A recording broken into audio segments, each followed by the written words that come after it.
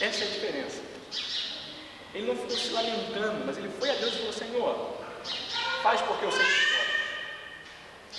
Eu sei que tu podes e eu preciso da tua intervenção.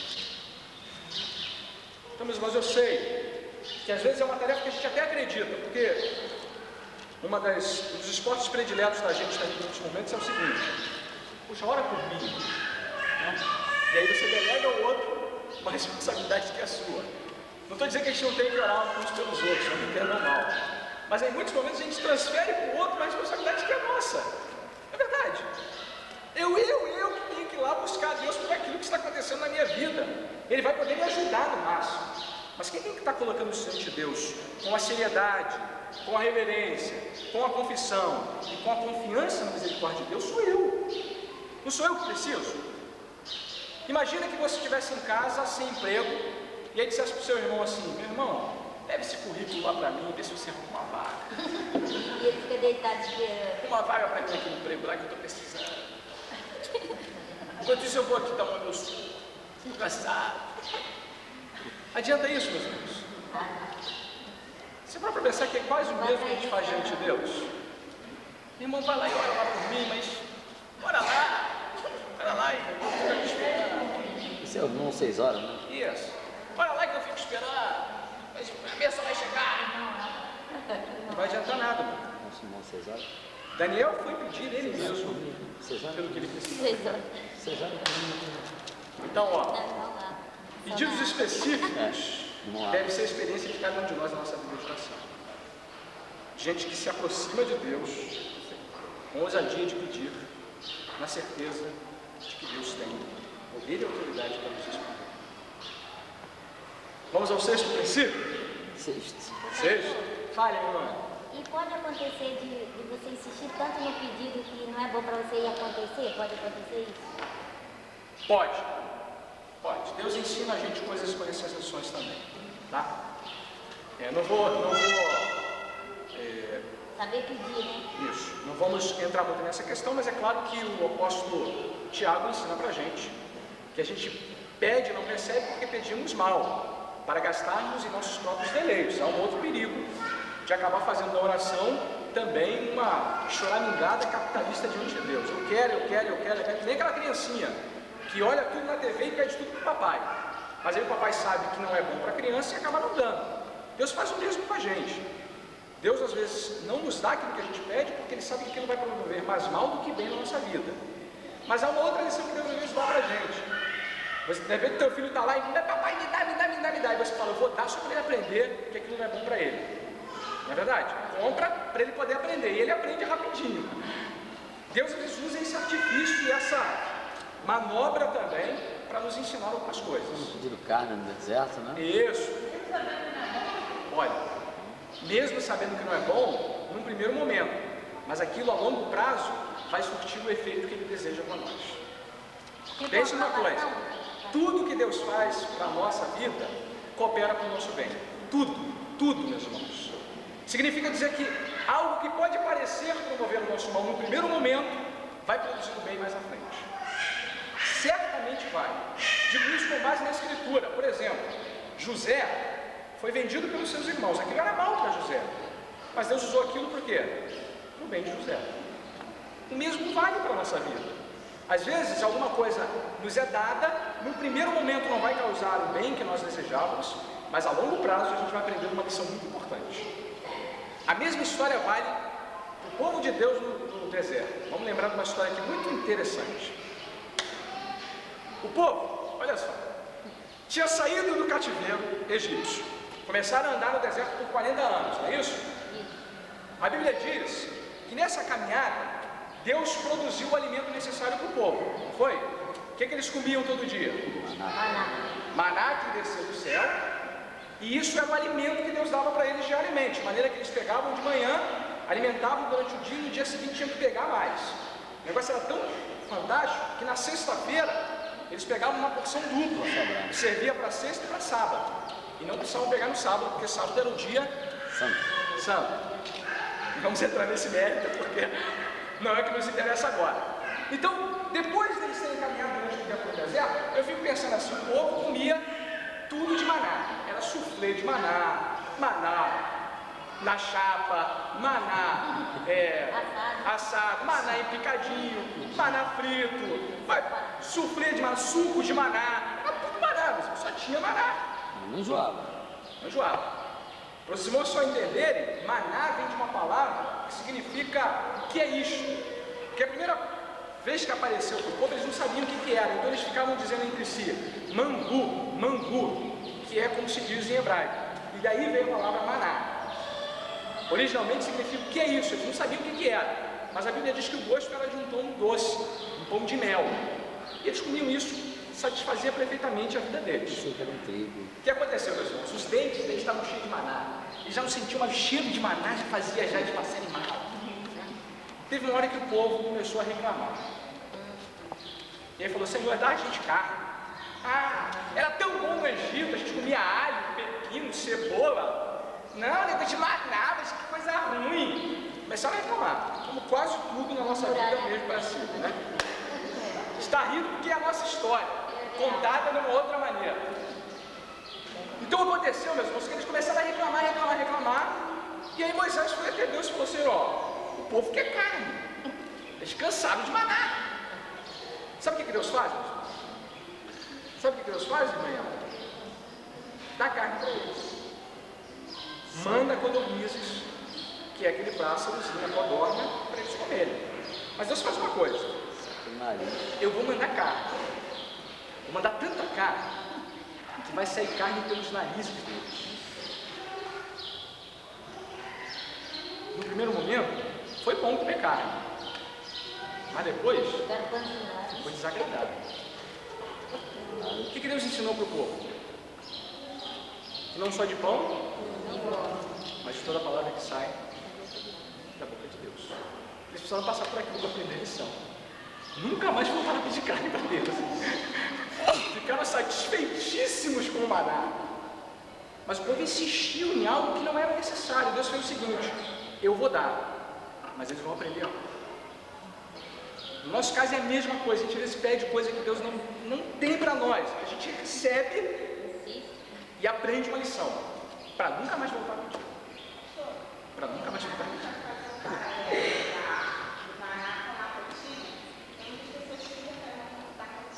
Pode ser comparado com muitas coisas da nossa vida, mas é exatamente essa a leitura. Isso tem a ver com isso também. A gente achar que o nosso dia a dia já está cansativo, sem graça, sem sal, coisas do gênero.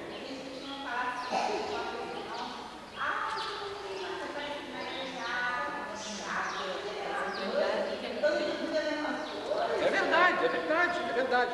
Ainda mais agora que tem uma cultura que diz que a vida só vale a pena se ela tiver momentos de grande euforia. Vocês pensam que todos esses esportes radicais que cresceram, todas essas coisas de bungee jump, descer de não sei onde, é para tentar dizer para as pessoas o seguinte, que a vida só tem sentido se ela vem cheia de euforia, cheia de muita diversão e alegria. Meus irmãos, não é isso que a Escritura chama de vida. A vida são como as ondas do mar, que se repetem, mas nunca perdem o seu brilho. Nunca perdem o seu brilho. Deus não reservou para todos nós uma vida de muitas aventuras, de passar por aqui, entrar por aqui. Não. Deus espera que mesmo no cotidiano, a gente tenha um profundo reconhecimento da sua graça, do seu amor, da sua misericórdia, da sua direção sobre nós. Lembre-se que o povo precisou andar 40 anos no deserto para aprender isso. Porque a lição que eles tinham que aprender é que eles dependiam de Deus. Era essa a lição. E lembre-se que Deus tirou eles para caminhar pelo deserto, para que eles aprendessem isso no final de 40 anos. Alguns de nós precisamos aprender mesmo. E a rotina do dia a dia tem muitos elementos que apontam para isso. A gente às vezes está preferindo viver a vida do outro por achar que o outro tem mais interessante ou mais bobagem. A história de cada um de nós é uma reprodução exata das lições que Deus tem para todo o seu povo. Claro, se ele vier da mão de Deus, com certeza. Claro, olha aqui, meu irmão, não vamos confundir uma coisa com a outra. Eu estava falando da ousadia em pedir, temos sempre que ter ousadia em pedir. Mas essa ousadia em pedir nunca deve levar a gente àquilo que Tiago apontou, que é um pedido mal feito, ou seja, um pedido feito muito mais para o nosso próprio desejo do que buscando a vontade de Deus. Toda vez que a gente pedir, a gente tem que pedir com ousadia, mas sempre ter no coração uma certeza: Senhor, faz a tua vontade. Senhor, eu quero, mas se não for a tua vontade, não me dê. O povo não fez isso. O povo ficou pedindo: me dá, me dá, me dá, me dá. Nem aquela criancinha: me dá, me dá, me dá, me dá. Bater no pé. Deus falou: vou dar. Mas vocês vão aprender algo. Então, às vezes Deus faz isso com a gente, por a gente ter perdido de vista a vontade de Deus para nós. Aí Ele aproveita para nos ensinar uma coisa: está vendo como maná era bom? Está vendo como fazia bem comer maná? Você reclamou de barriga cheia. Não dava colesterol alto.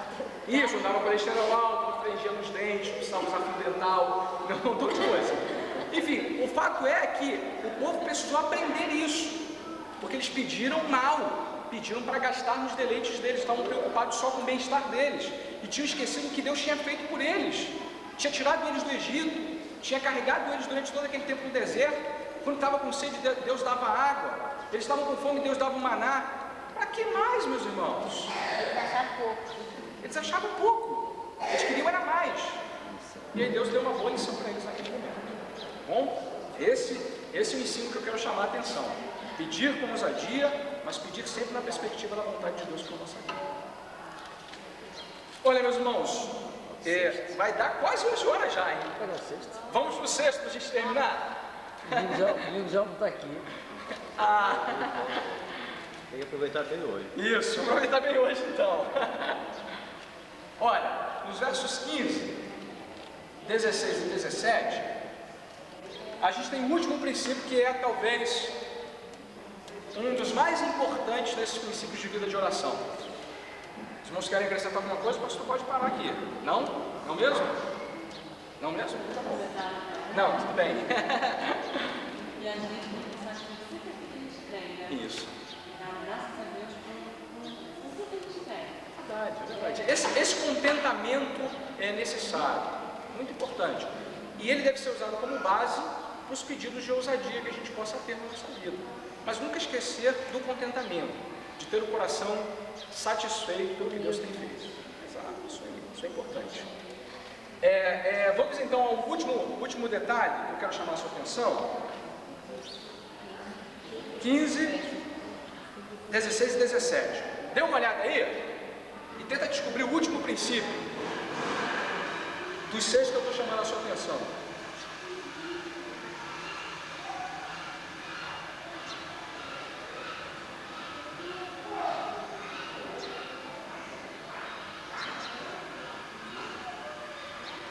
Isso é muito importante, meus irmãos.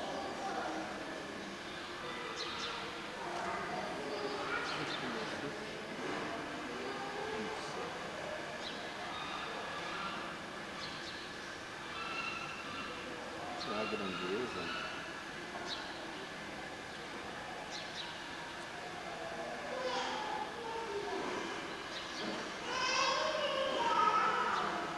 Soberania.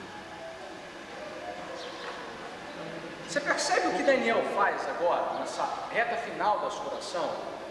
Ele já demonstrou a seriedade, a reverência, a confissão, a confiança, já demonstrou os seus pedidos, mas agora ele fecha a sua oração fazendo algo que a gente, em geral, não faz na nossa vida de oração. Eu preciso até reconhecer a minha própria limitação nesse aspecto, mas eu quero que você aprenda isso com Daniel e passe a se esforçar nesse sentido. Porque olha o que ele faz. Depois de ele ter apresentado todas essas coisas, ele finaliza a oração dele dizendo algo para Deus. Aqui ele faz aquilo que a gente pode chamar de argumentação a Deus. Vou tentar explicar isso de uma outra maneira. É como um filho que chega para o pai e fala: papai, eu preciso que o senhor me compre um determinado presente, ou o senhor me dê uma determinada coisa que eu necessito. Mas esse filho não só se limita a pedir, ele dá argumentos ao pai que façam com que o pai seja convencido de que aquele pedido é necessário.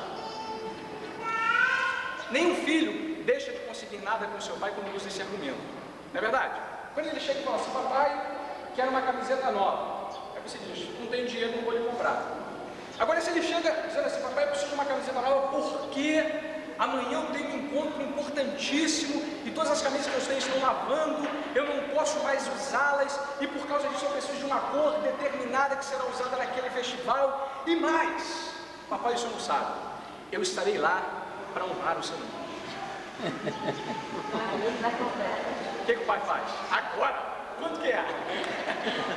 Você percebe a diferença de abordagem? Daniel faz isso. Ele percebe que tem que pedir, mas ele não se limita a pedir e ir embora. Ele diz para Deus, argumenta com Deus e tenta, por assim dizer, convencer a Deus de que aquele pedido que ele tem é realmente necessário. Meus irmãos, isso é muito lindo de ser visto e muito bonito de ser aplicado à nossa própria vida de oração. Porque olha como ele faz isso. Olha comigo para o texto, como ele faz isso. Verso de número 15 até o 17, eu quero chamar a sua atenção. Diz assim, ó: na verdade, ó Senhor, nosso Deus, que tiraste o teu povo da terra do Egito com mão poderosa, e a ti mesmo adquiriste renome, como hoje se vê, temos pecado e procedido perversamente. Primeiro ele relembra a Deus quem é o povo com quem ele está tratando. Senhor, esse povo é o mesmo que tu tiraste lá do Egito. Lembra que tu vem trabalhando por esse povo. Agora tu não vai deixar esse povo na mão. Não é concebível, Senhor, que tu faças isso.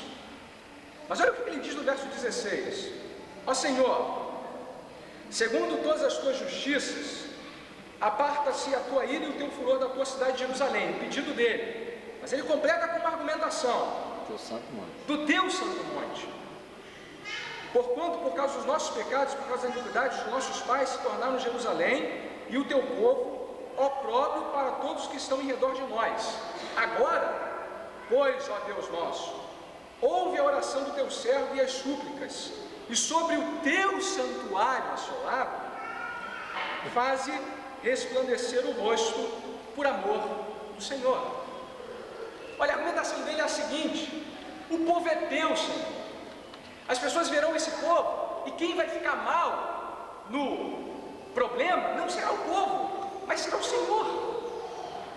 Esse povo carrega consigo o teu nome. Portanto, tudo aquilo que acontece a esse povo, de uma maneira, desonra o teu nome. Portanto, Senhor, por amor ao teu nome, por amor à tua honra, vem e restaura Jerusalém. Porque as pessoas olharão para nós e ficarão abismadas com o fato de tu ter trazido a gente lá e ter deixado a gente agora na mão. E mais do que isso, Senhor, eles verão que tu estás abandonando o teu povo. Olha como é que ele termina o texto dizendo, especialmente no verso de número 19: ó Senhor Deus, ouve, ó Senhor, perdoa, ó Senhor, atende-nos e age. E ele completa: não te retardes por amor de quem? De ti mesmo. Porque a tua cidade, mais uma vez, e o teu povo são chamados pelo teu nome. Agora, olha como ele deixa isso claro no verso 18. Voltei aqui de propósito. 18. Inclina, ó Deus meu, os ouvidos e ouve. Abre os olhos e olha para a nossa desolação e para a cidade que é chamada pelo teu nome. Porque não lançamos as nossas súplicas perante a tua face, fiado em nossas justiças, mas em tuas muitas misericórdias. Olha, a argumentação de Daniel aqui é aquela argumentação que deixa qualquer pai sem nenhuma outra possibilidade de resposta a não ser responder favoravelmente à oração do profeta. Porque ele faz uma lógica que a gente às vezes não usa com Deus. Ele não vai a Deus baseado nas suas justiças, porque ele sabe que não tem nenhuma. Ele sabe que o pecado, que o erro, que a transgressão vem acompanhando o povo. Por isso ele não pode usar isso como argumentação diante de Deus. O que ele diz para Deus: Senhor, é o teu povo, é o teu nome que está em jogo, é a tua honra que estará sendo ferida. Por isso, por amor de ti mesmo, tem misericórdia de nós e restabelece a cidade de Jerusalém. A boa obra que tu começou a terminar. Isso, a boa obra que tu começou a terminar. Mas mais do que isso, age por amor de ti mesmo. Daniel tinha descoberto uma promessa de Deus. E ele sabia que essa promessa iria se cumprir, porque Deus cumpre promessas. Agora ele se achega diante de Deus com uma argumentação que diz: Senhor, a tua promessa diz que isso será cumprido. Eu quero argumentar contigo para que tu apresses isso, para que tu faças isso. E eu argumento da seguinte maneira: o teu povo se chama pelo teu nome. Age por amor de ti mesmo, para que eles vejam a tua glória sendo manifesta. Como tu fizeste no Egito, como tu carregaste conosco no deserto, mais uma vez, age e intervém por amor de ti mesmo. Meus amados, a pergunta que precisamos nos fazer ao olhar esses princípios de Daniel capítulo 9 é a seguinte: quando você orou dessa maneira? Quando a sua vida de oração tem sido permeada por esses princípios e por essa convicção? Eu estou certo de que quando o povo de Deus reunir-se para orar, levando em consideração esses princípios, Deus começará a agir de maneira muito mais evidente do que temos visto até aqui. Você pode pensar assim: mas pastor, eu preciso reunir um montão de gente para começar a orar dessa maneira. Não precisa. Você pode começar a fazer isso sozinho, na sua casa, nos seus momentos de oração. Mesmo quando quase ninguém quer orar dessa maneira, você pode fazer. Não esqueça que Daniel estava mais uma vez sozinho diante de Deus.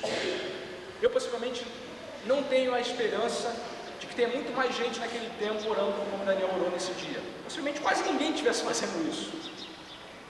Mas Daniel moveu o céu com a oração que ele fez. Porque lembre-se, depois que ele termina esse momento, quem aparece para ele? Quem, meus irmãos? O anjo, deixa eu ver. Versículo de número 21. Deixa eu ver. Falando. Ah, é o Gabriel, é. Versículo 20. 20 e 21, melhor dizendo. 21, melhor dizendo. Falava ainda na oração, quando o homem Gabriel, que eu tinha observado na minha visão ao princípio, veio rapidamente voando e me tocou a hora do sacrifício da tarde. A promessa que temos aqui é de que quando o povo de Deus começa a orar assim, os anjos começam a ter trabalho, os anjos começam a ter o que fazer.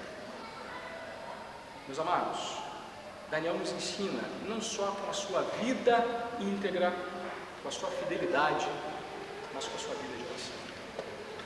Olha, quero lhe confessar uma coisa, confessar do fundo do meu coração, que se eu e você começarmos a observar esses princípios na nossa vida de oração, muita coisa vai mudar. Muita coisa vai mudar. Portanto, eu espero em Deus que esse estudo possa ter produzido em você o desejo de orar da maneira como Deus nos orienta em sua palavra. Lembrando de ter seriedade, reverência, confissão, lembrando de confiar nas misericórdias de Deus, lembrando de ter pedidos específicos e ousados diante do Senhor, e lembrando também a argumentar com Deus em favor do seu nome, da sua honra, para que Ele nos atenda no seu tempo. Que Deus então nos ajude a compreender e aplicar esses princípios em nossa própria vida de oração. Amém, meus irmãos? Amém. Olha, nós vamos estar caminhando agora para o final do nosso culto dessa manhã, e eu quero orar mais uma vez com os irmãos para terminar assim o estudo. Logo estaremos terminando com o encerramento da escola bíblica. Ok? Vamos orar. Eu quero permitir que os irmãos abaixem as suas cabeças, fechem seus olhos, e a gente faça um período de oração pessoal diante do Senhor. Eu não quero orar em voz alta com os irmãos. Eu queria que a gente aproveitasse, depois de termos ouvido isso, que a gente aproveitasse e orássemos a Deus individualmente, pessoalmente, colocássemos diante do Senhor aquilo que ouvimos da sua palavra.